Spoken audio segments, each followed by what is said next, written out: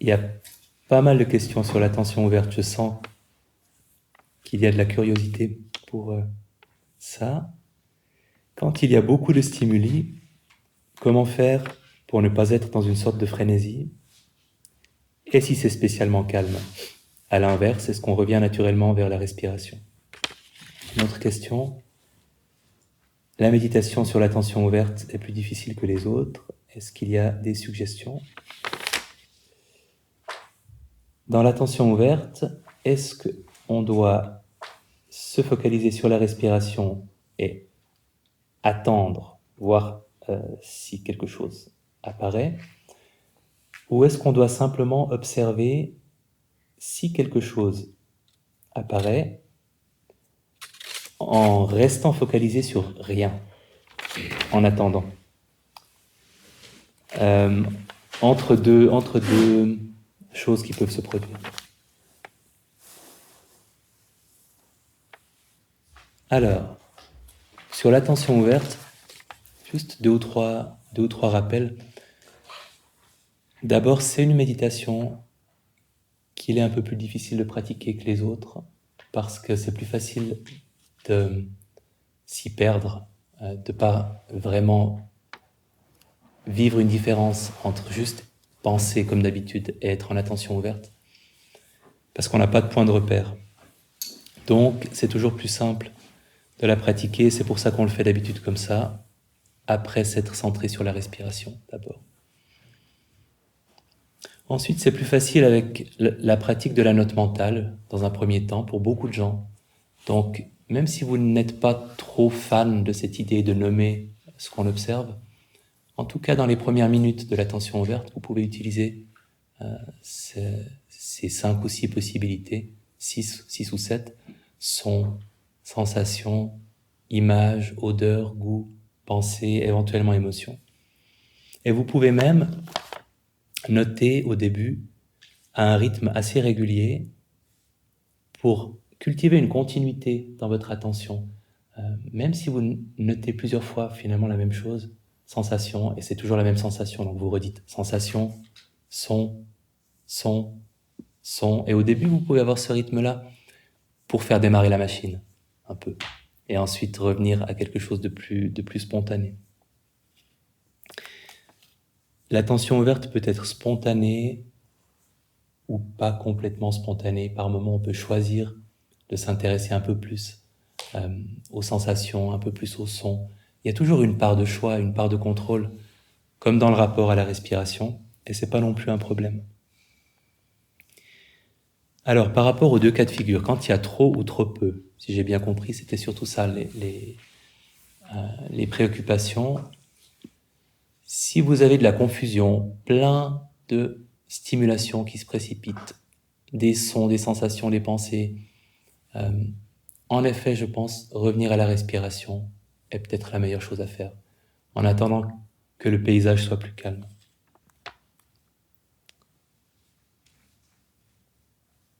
Ou revenir au corps, parfois, prendre conscience du corps entier, se centrer sur le corps et être dans l'attente de ce qui nous en éloignera et recommencer à observer en attention ouverte à partir de là.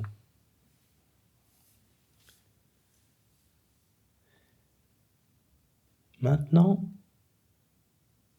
la question du rien est très intéressante. Je vous propose de fermer les yeux. Dans une position méditative ou non, ce ne sera pas très long.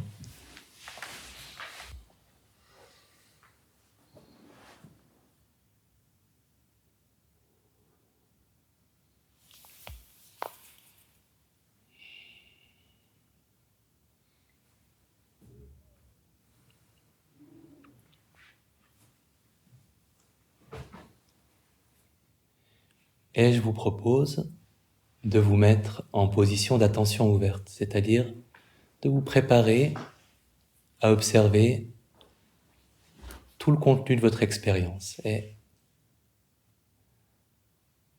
3, 2, 1, en vous mettant en position d'attention ouverte.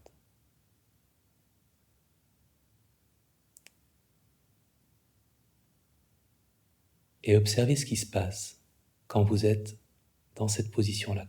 À quoi est-ce que ça correspond? Qu'est-ce que vous êtes en train de faire quand vous vous mettez en position d'attention ouverte?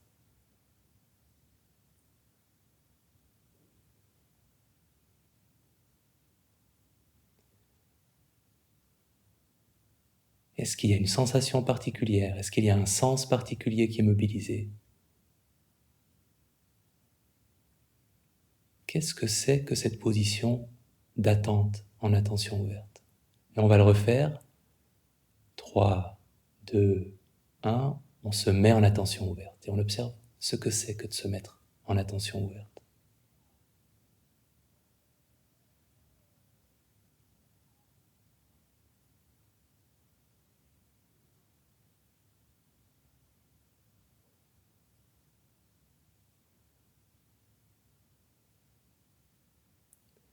Au moment où vous prenez cette décision, est-ce qu'il ne se passe vraiment rien? Ou est-ce que, au moment où vous vous dites « maintenant, je me mets en attention ouverte », il y a quand même quelque chose qui se passe, une sensation, une partie du corps à laquelle vous êtes attentif, un sens que vous mobilisez plus que les autres. On va le refaire une dernière fois. 1, 2, 3, on se met en attention ouverte.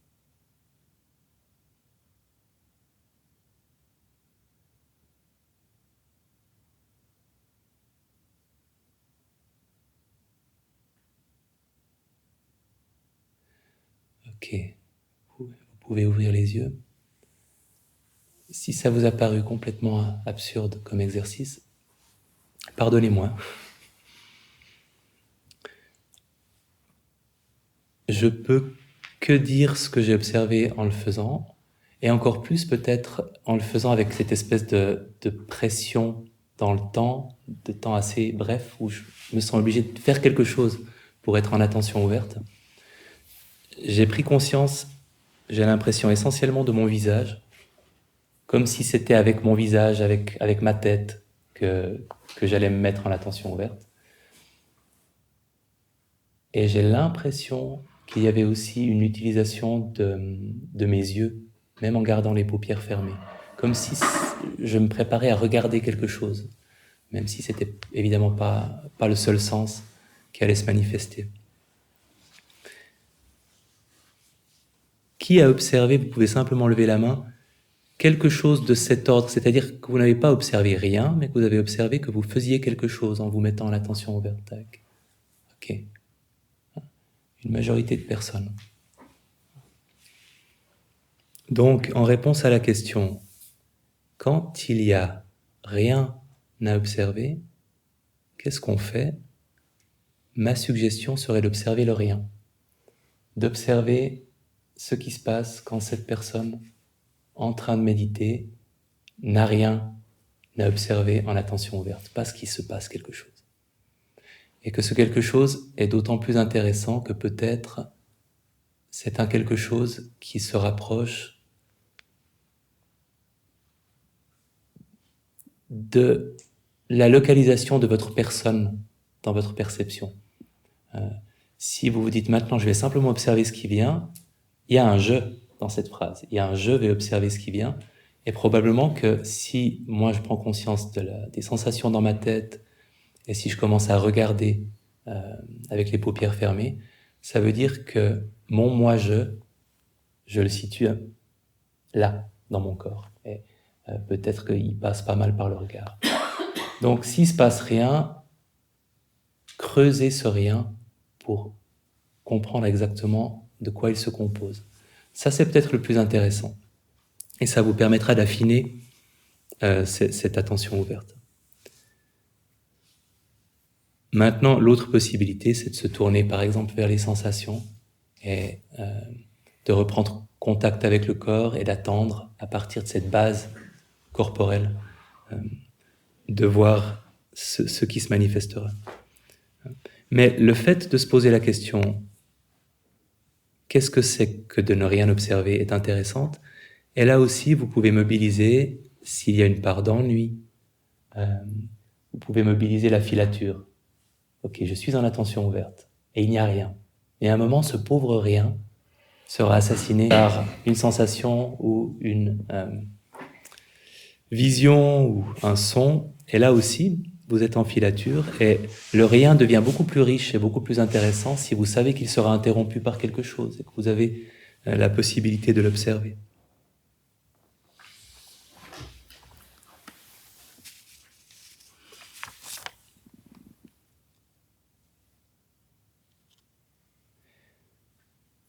Donc, qu'est-ce que c'est que ce rien et combien de temps va-t-il durer?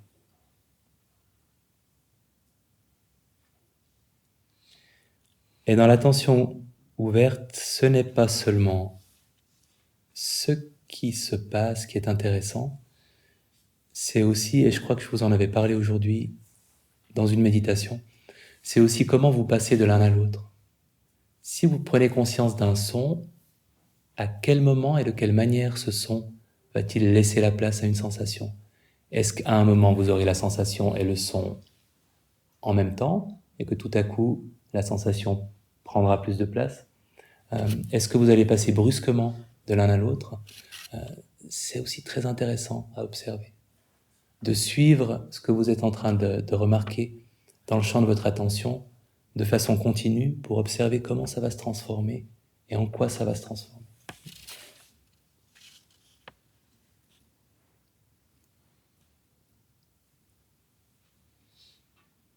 Ok. Petit exercice d'attention ouverte avec un assistant.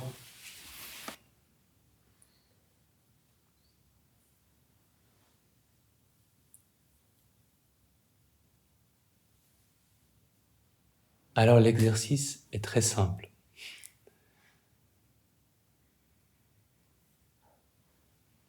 En utilisant une note mentale, et je vous recommande de vous limiter à 6 possibilités, dont vous n'utiliserez probablement que 3 ou 4, sons, sensations, ce que voient vos yeux, images, odeurs, goût, pensées, sons, sensations, images, odeurs, goût, pensées. Et je vais simplement vous poser régulièrement la même question, qui sera de vous demander ce qui se passe à cet instant dans votre expérience. Et quand je vous pose la question, vous pouvez y répondre intérieurement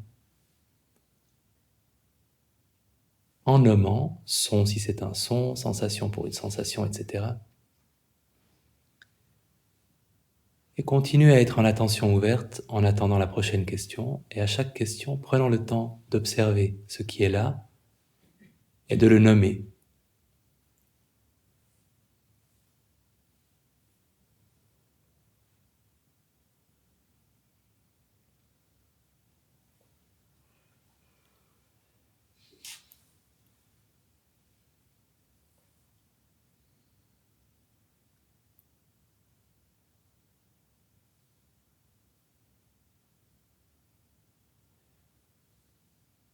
Et qu'est-ce qui est présent à cet instant précis dans votre expérience?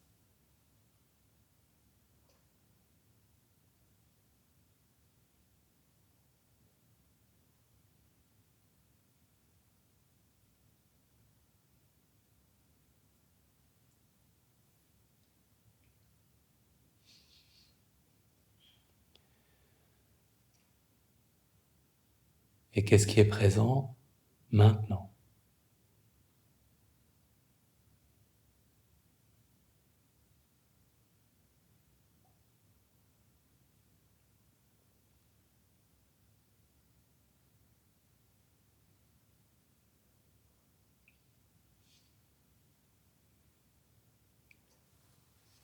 Et maintenant,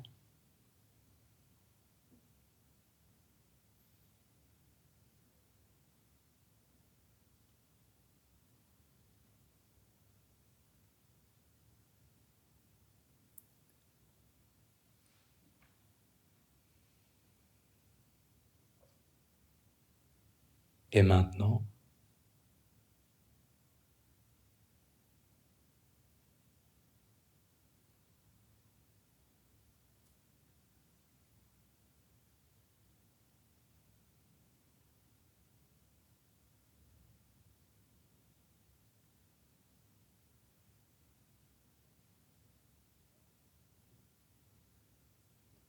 et maintenant,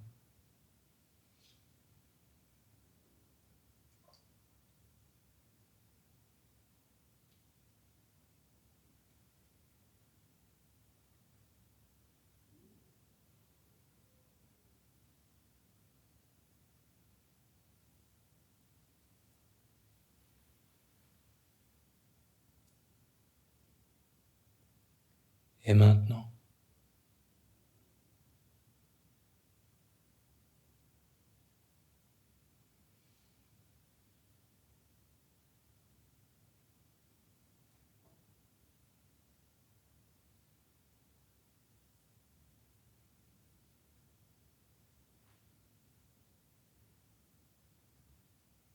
et maintenant,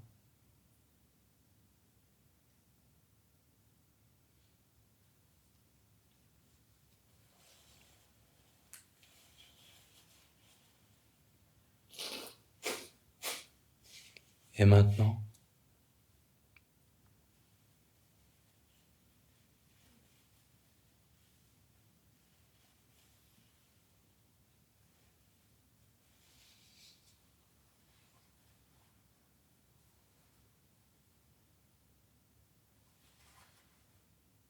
Et en laissant votre expérience se dérouler, c'est un peu comme si vous pouviez continuer de répondre à cette question.